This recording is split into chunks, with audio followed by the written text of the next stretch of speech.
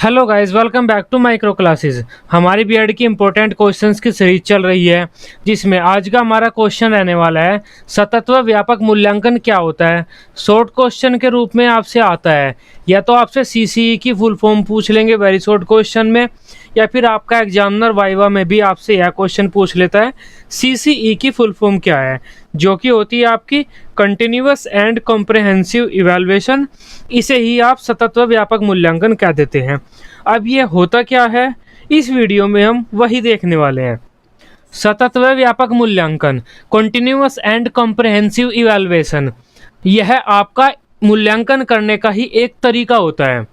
प्राचीन टाइम से ही हम क्या करते आ रहे हैं, साल में या तो एक बार बच्चों का मूल्यांकन करेंगे हम, या फिर ज़्यादा से ज़्यादा हम 2 बार मूल्यांकन कर लेंगे। पहले से ही हम ये करते आ रहे थे। और मूल्यांकन में क्या करते थे, बच्चों ने किस विषय का कितना ज्ञान ग्रहण किया उसकी हम जांच किया करते थे कि किस बच्चे को कितनी नॉलेज हो गई है, जो हमने पढ़ाया है उसमें से किस बच्चे ने कितना ग्रहण कर लिया है।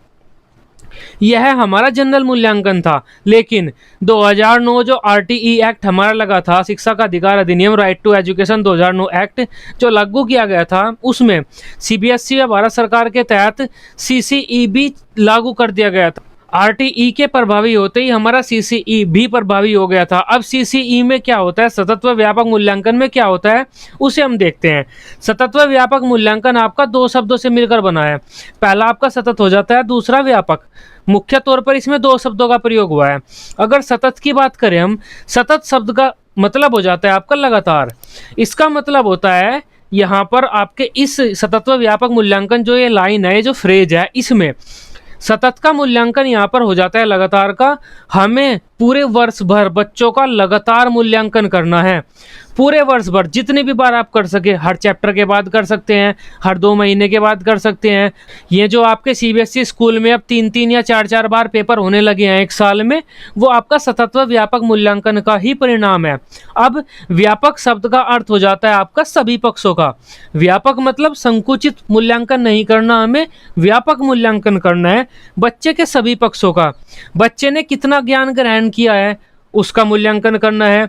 बच्चा खेल कूद में, पढ़ाई लिखाई के अलावा जो भी गतिविधियां विद्यालय में होती है, कुछ चीज़ बनाने में, पेंटिंग करने में, या जो गतिविधियां एक्स्ट्रा होती है मुख्य तौर पर पढ़ाई के अलावा, उनमें कैसा है। इसके अलावा जो बालक के विकास के क्षेत्र हैं, उसका लेखन कौशल, उसका व्यवहारिक एरिया है, किसी बच्चे का ज्ञानात्मक पक्ष है, भावात्मक पक्ष है, क्रियात्मक पक्ष है, इसके अलावा उसका सामाजिक पक्ष हुआ, मानसिक पक्ष हुआ, आपका नैतिक चारित्रिक पक्ष हुआ किसी बच्चे का, सभी पक्षों का मूल्यांकन किया जाना है।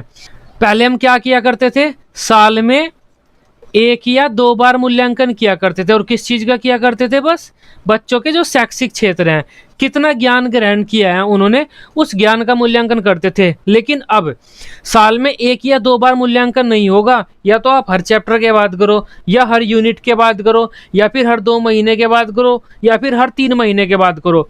लगातार आपको बच्चों का मूल्यांकन करते रहना है। और सिर्फ शैक्षिक या ज्ञानात्मक पक्ष का नहीं करना, उनके सभी पक्षों का करना है।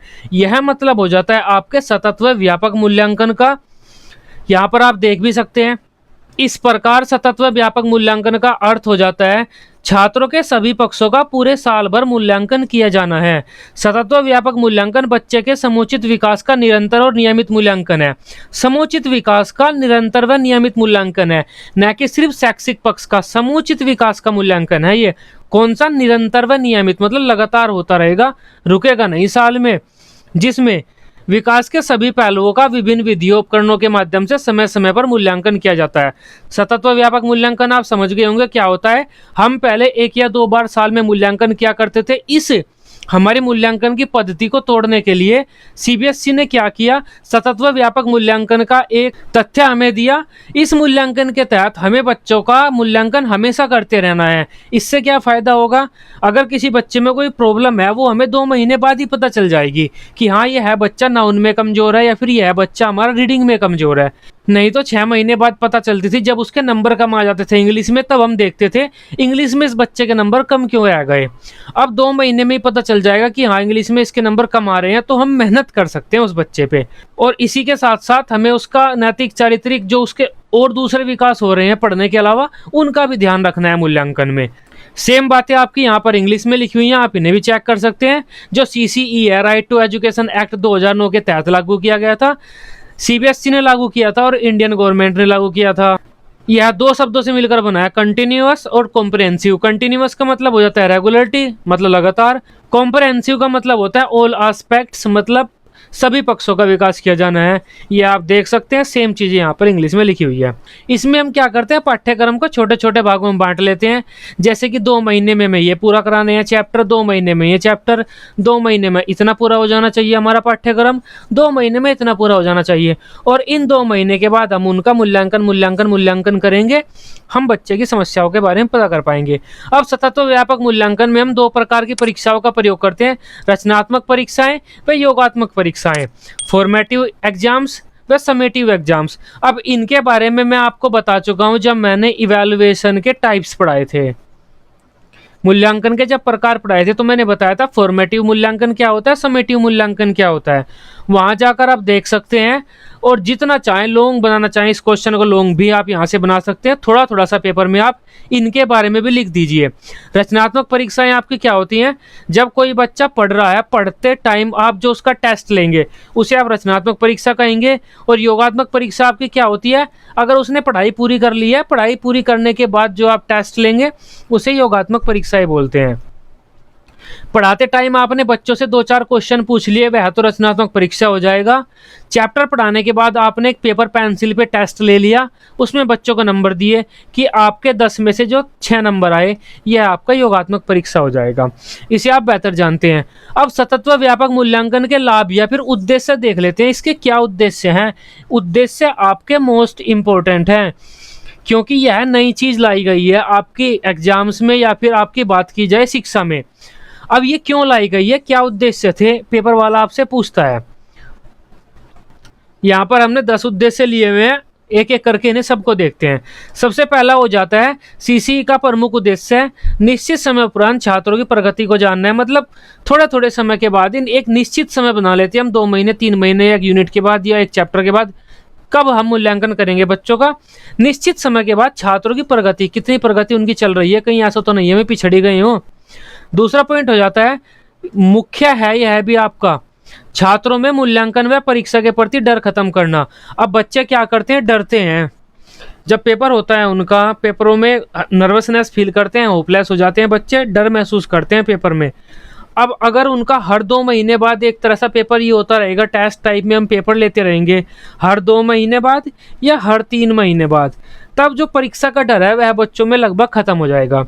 थर्ड पॉइंट है हमारा, छात्रों के विकास के सभी पक्षों का अवलोकन करना। प्राचीन शिक्षा में हम क्या किया करते थे, प्राचीन क्या 2009 से पहले भी हम मूल्यांकन किया करते थे।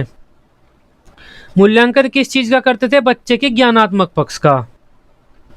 लेकिन यहाँ पर उसके सभी पक्षों का अवलोकन करना है, ज्ञानात्मक, भावात्मक, क्रियात्मक, उसके चारित्रिक, नैतिक, सामाजिक, सर्वांगीण पक्षों का विकास करना है और अवलोकन करना है हमें। ऐसा नहीं है वह कितना सीख रहा है, बस यही देखें।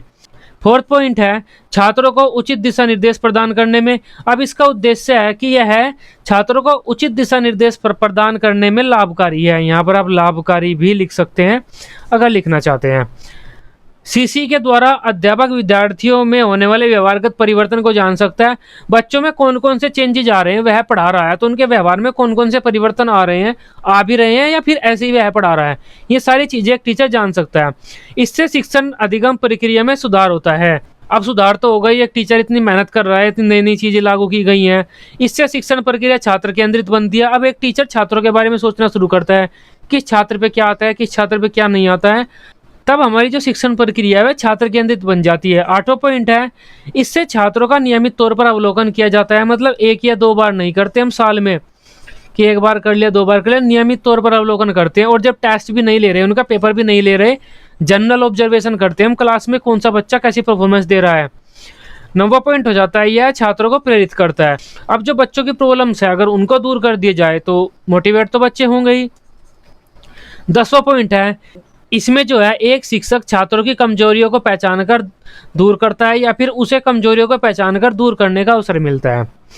नॉर्मल बात है, आप समझ पाए होंगे क्योंकि हम 2-2 महीने बाद जब टेस्ट लेंगे तो हमें पता चल जाएगा बच्चों की क्या परेशानियां हैं, और हमारे पास उतना टाइम भी रहेगा जब कि हम उनकी समस्याओं को दूर कर सकें।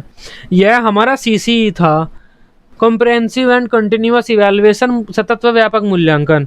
सतत व व्यापक मूल्यांकन का बस इतना ही मतलब है आपका, बच्चों का जो मूल्यांकन है वह लगातार किया जाएगा, एक साल में पूरे साल किया जाएगा और सभी पक्षों का किया जाएगा। बस इतना मतलब है आपका सीसीई का। आई होप सीसीई क्या होता है आप इसे समझ पाए होंगे। वीडियो आपको अच्छी लगी हो आप इसे अपने बीएड ग्रुप्स में शेयर कर सकते हैं। बीएड की इसी तरह से डेली रेगुलर क्लासेस लेने के लिए आप इस चैनल को सब्सक्राइब कर सकते हैं। Till then bye bye, take care.